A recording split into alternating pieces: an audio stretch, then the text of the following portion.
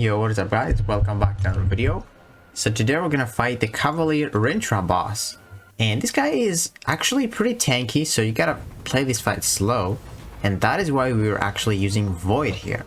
But first, let's talk about this guy's nodes.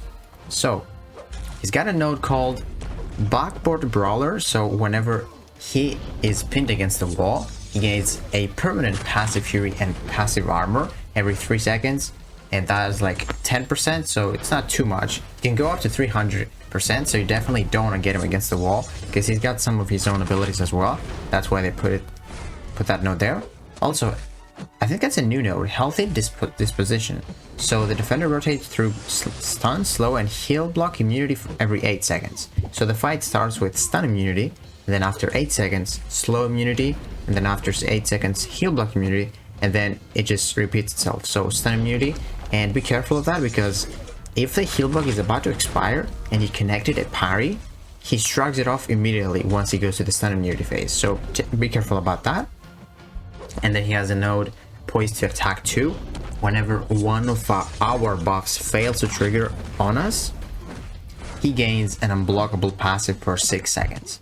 And this node is actually pretty good with this guy's abilities, because each time you hit him or he hits you, there is a 60% chance that he applies a neutralize buff on you, which does like counter your buffs. There's minus 100% chance you trigger a buff, or if you would trigger a buff, you're not getting the buff, and also he's gonna become the unblockable. So you definitely don't want to trigger buffs in this fight, so stay away from like cosmic champions.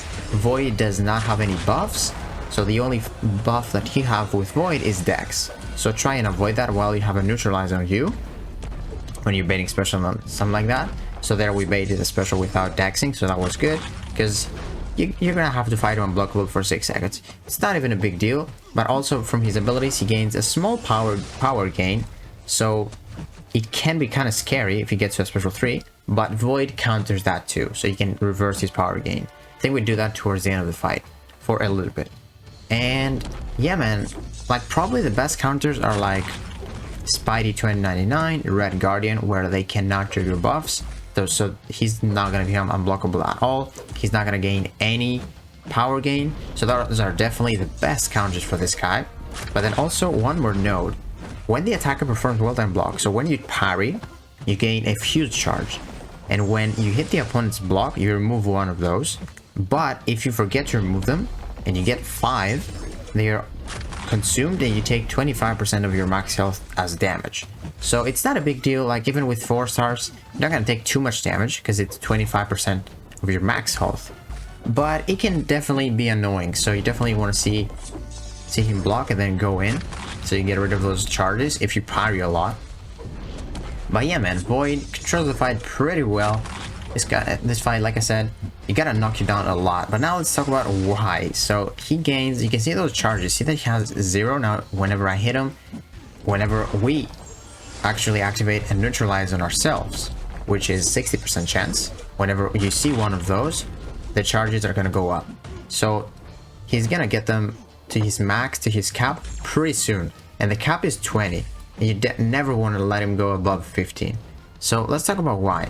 So while he has 10 mystical charges, that's how they are called, if you strike him with a light attack, or he strikes you with a light attack, you're gonna get inflicted with a rupture debuff, and that's guaranteed as well. So you definitely don't want to get him above 10 if you have a low star champion. 6 stars might be able to like take the damage from the ruptures, but if it stacks, it can be bad. And then also, while he has 10 or more, his specials are unblockable, so be careful about that. The SP1 is so easy, you just does 3 headbutts. You can easily outrange it right here, like we do it here. And then also be careful of that, because if he has 10 mystical charges or more and he gets struck against the wall, he becomes passively unstoppable for 6 seconds, and this can trigger even through the block. So let's say now we have him in the corner. If he had 10, he would trigger the unstoppable even if you hit him in the block. So that's why you want to stay below 10. And then also if he has 15 or more, he becomes stun immune.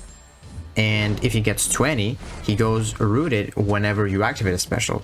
And whenever he goes rooted, he becomes passively unstoppable as well. So if you were to throw a special when he has 20, which is a cap, he will become unstoppable once you pop that special, and he's probably gonna block it and then attack you after.